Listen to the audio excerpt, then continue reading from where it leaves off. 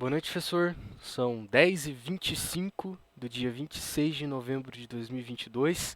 Infelizmente, a Argentina não perdeu e eu tô aqui. Isso. E felizmente, eu estou aqui para apresentar sobre a árvore rubro-negra. E eu vou ter que agilizar bastante, porque eu tentei fazer uma apresentação em off aqui e deu mais ou menos uma hora falando sobre a árvore rubro-negra.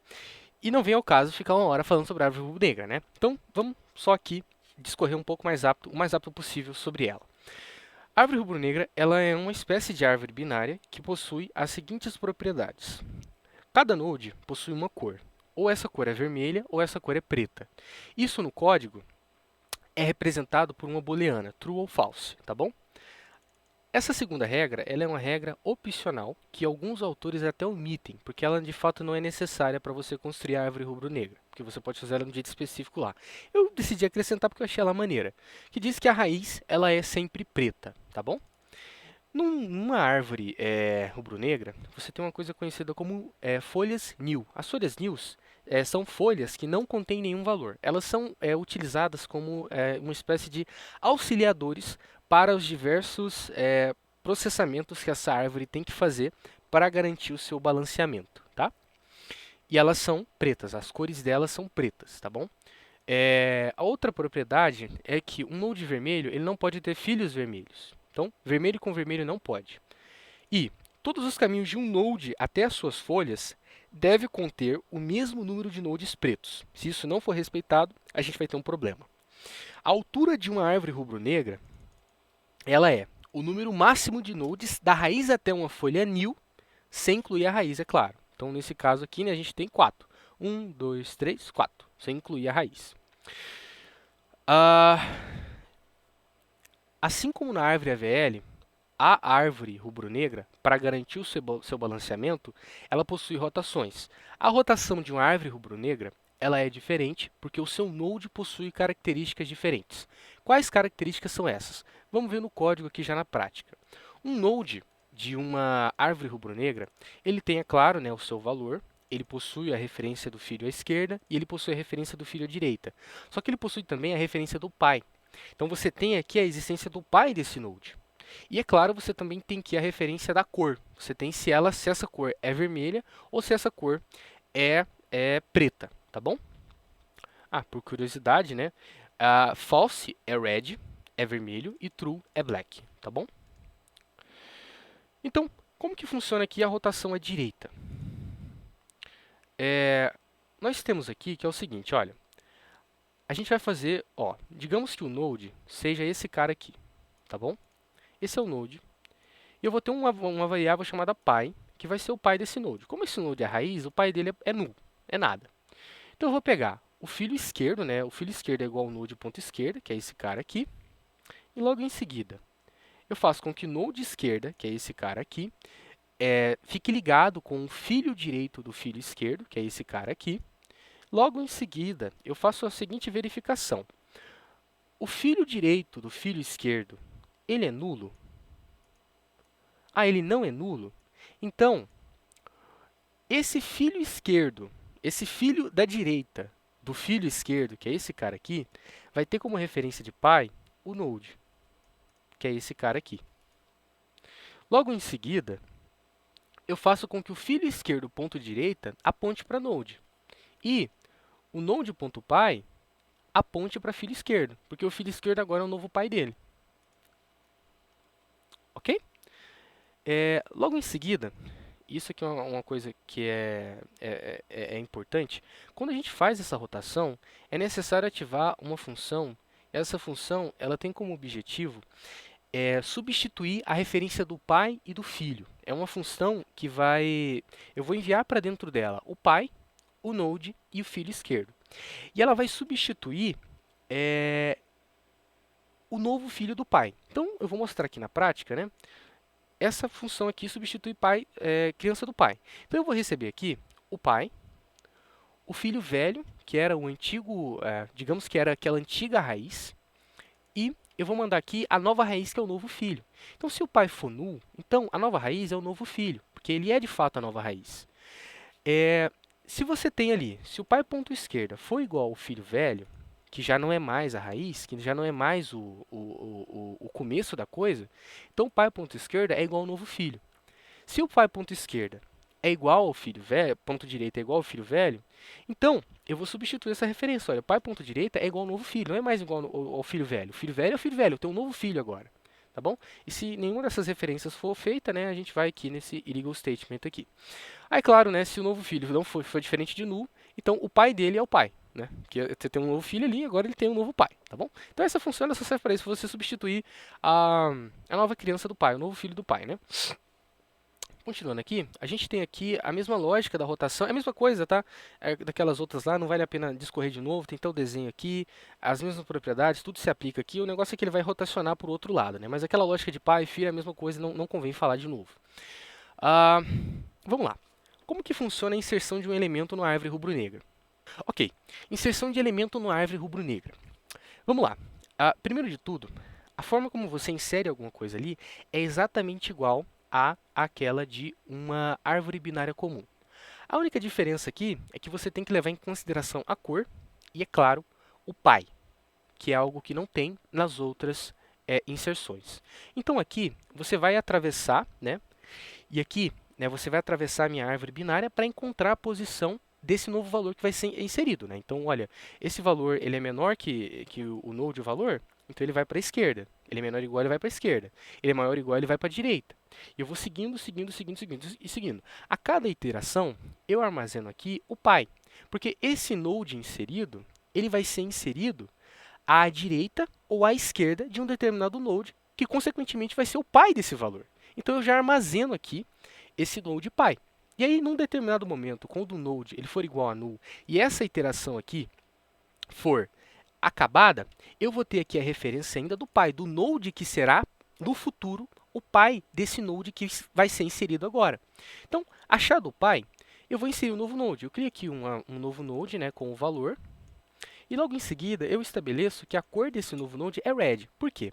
Porque se o senhor observar, na quinta regra, ele diz o seguinte, olha, todos os caminhos de um node para as folhas devem conter o mesmo número de nodes pretos. Ou seja, se eu adicionar algo com a cor preta, eu provavelmente vou infringir essa lei. Então você já deixa que olha, é vermelho, então não vai alterar essa quinta regra. E aqui existe uma verificação. Olha, se o pai é null, então a raiz é esse novo node. Agora, se esse valor ele é menor que o valor do pai, que a gente descobriu aqui, então ele vai para a esquerda. Se ele for maior, ele vai para a direita. E é óbvio, depois eu atualizo a referência de pai do novo node e diz que o pai dele é o pai, que é esse cara que eu descobri aqui, tá bom? Então, funciona mais ou menos assim. A questão é a seguinte, imagine só a seguinte situação, em que eu insiro um valor lá, digo que a cor dele é vermelha, só que o pai dele também é vermelho. Se o senhor se lembrar bem, na quarta regra, eu digo que um node vermelho não pode ter filhos vermelhos. Então, eu preciso ativar essa função aqui, que vai consertar as propriedades da árvore rubro-negra quando a gente insere algo dentro dela.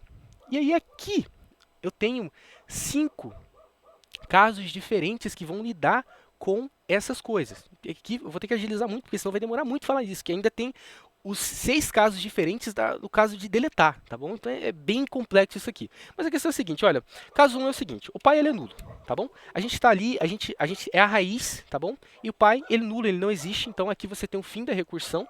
A gente simplesmente cumpre com aquela regra de que a raiz ela é sempre da cor black, ela é sempre preta, tá bom? Aqui é só uma questão, olha, se o pai for preto, a gente não faz nada. A gente só retorna. Se ele continuar andando para cá, é porque o pai é vermelho. Entende?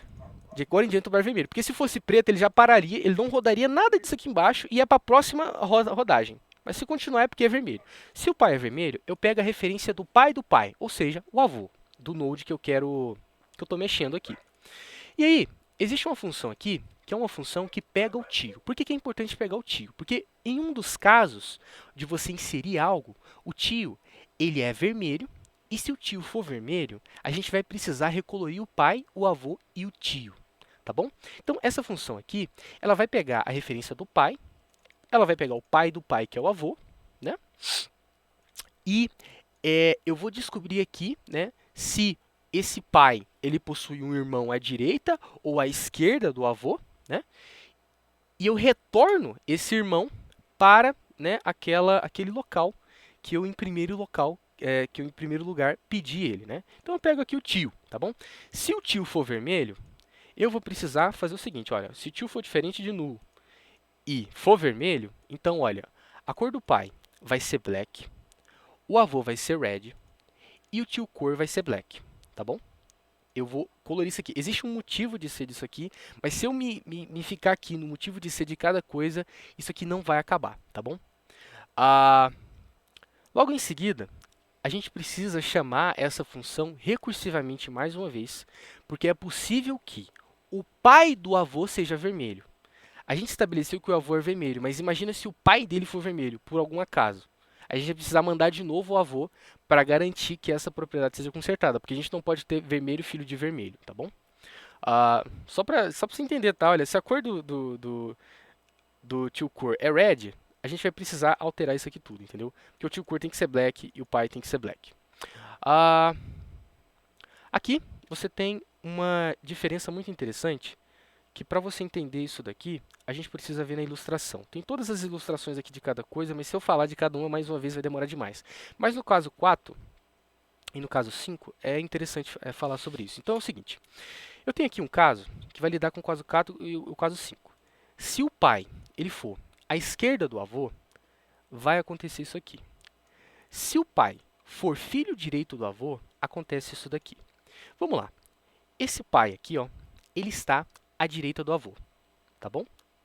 E o que acontece? Eu vou fazer uma verificação, olha. O tio, ele é preto e o node, ele é direita e esquerda. Ou seja, ele é algo conhecido como neto interno. O node em específico aqui, o caminho dele até o avô forma um triângulo, forma um joelho. É o que a gente chama de neto interno. E aí a gente verifica, olha, o node, ele é um filho à esquerda do pai. Se ele for à esquerda do pai, isso significa que a gente tem um joelho. Por quê? Porque o pai, ele é um filho, se ele não entrou aqui, quer dizer que ele é um filho à esquerda do avô. Perdão, ele é um filho à esquerda, perdão, à direita do avô. E se o filho vai para a esquerda dele, então quer dizer que a gente tem essa configuração aqui, que é uma configuração do caso 4. E aí, no caso 4, a gente estabelece que quando acontece isso, olha, eu tenho um tio preto e você tem um neto interno, a gente tem que fazer uma rotação à direita com o pai. Feito isso, a gente vai ter um novo pai que vai ter a referência desse node em que você fez a rotação direita. Tá bom? Caso isso aqui não se ative, o que a gente tem é o caso 5. O caso 5 é um caso onde você tem um node externo. Ou seja, tanto o pai quanto o node, eles estão na mesma direção. O pai é filho da direita e o node é filho da direita. Então você tem uma linha externa ali, uma linha reta. Então, se o node, perdão, né?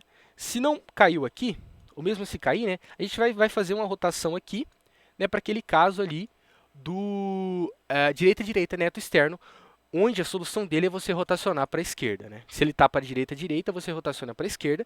Se ele está esquerda, você rotaciona para a direita, tá bom? E aí logo em seguida você recolore o pai para black e o avô para red, que é necessário fazer também nesse caso aqui. Esse outro if aqui ele vai fazer exatamente o oposto, porque é aquele caso em que o pai ele é à esquerda do avô. E aí para fazer o joelho, se você for ver aqui no quarto caso, o node tem que estar à direita do pai. Aí você tem que rotacionar para a esquerda. Sendo que aqui embaixo você rotaciona para a direita, entendeu? É o inverso. E depois você faz a referência de novo. E aqui, como está esquerda, numa linha reta, né, no neto externo, nesse caso específico, você rotaciona para a direita. Enfim, é isso que acontece aqui, tá? Vamos só... Deixa eu ver se eu expliquei direito. Né? A gente insere e a gente conserta as propriedades da rubro-negra depois do insert, tá bom? É assim que acontece. Agora vamos falar rapidamente a respeito do deletar, porque o meu tempo já está acabando, tá? Demora muito isso aqui.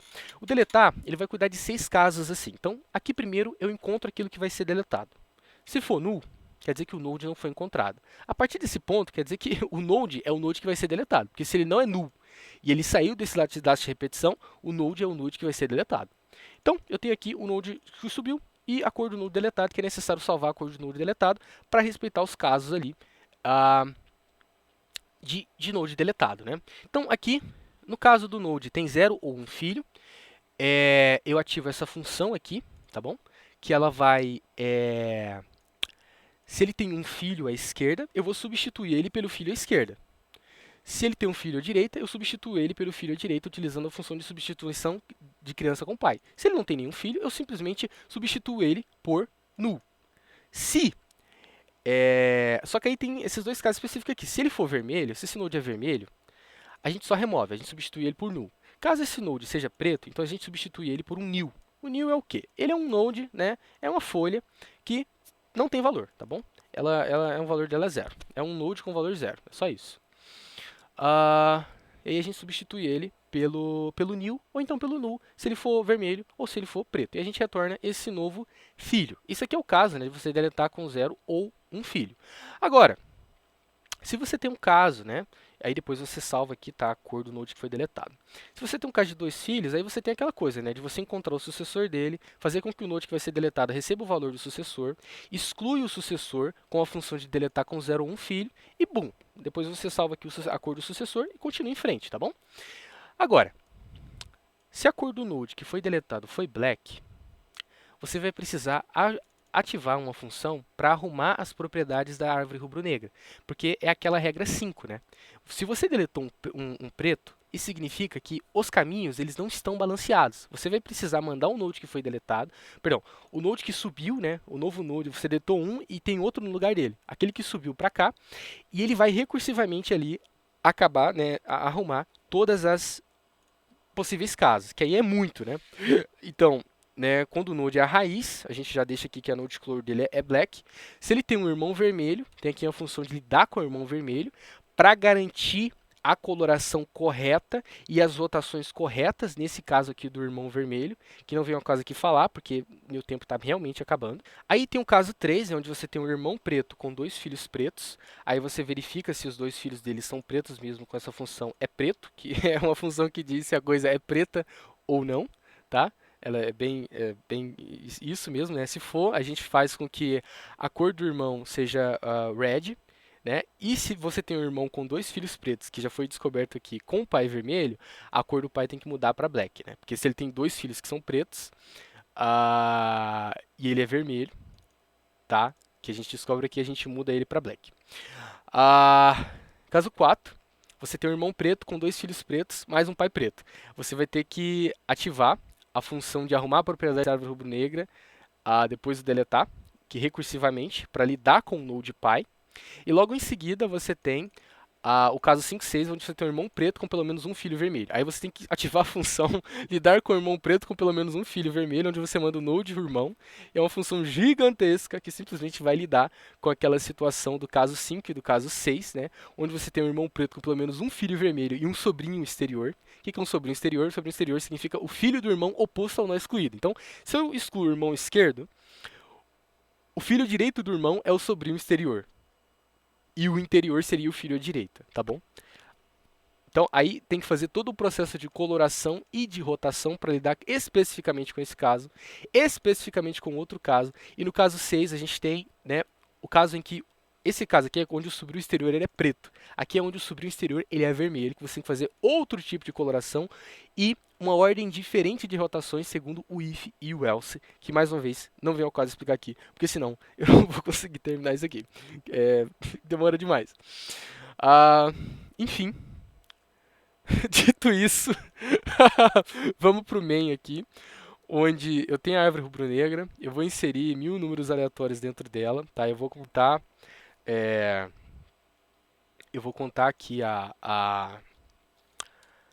o tempo, né, que eu vou imprimir em ordem, pré-ordem, pós-ordem. Depois eu vou excluir todos os números primos dessa árvore, porque eu salvei aqui, ó. Tá? Tem uma função aqui é primo, que reconhece o que é primo ou não, e eu salvo eles dentro desse array.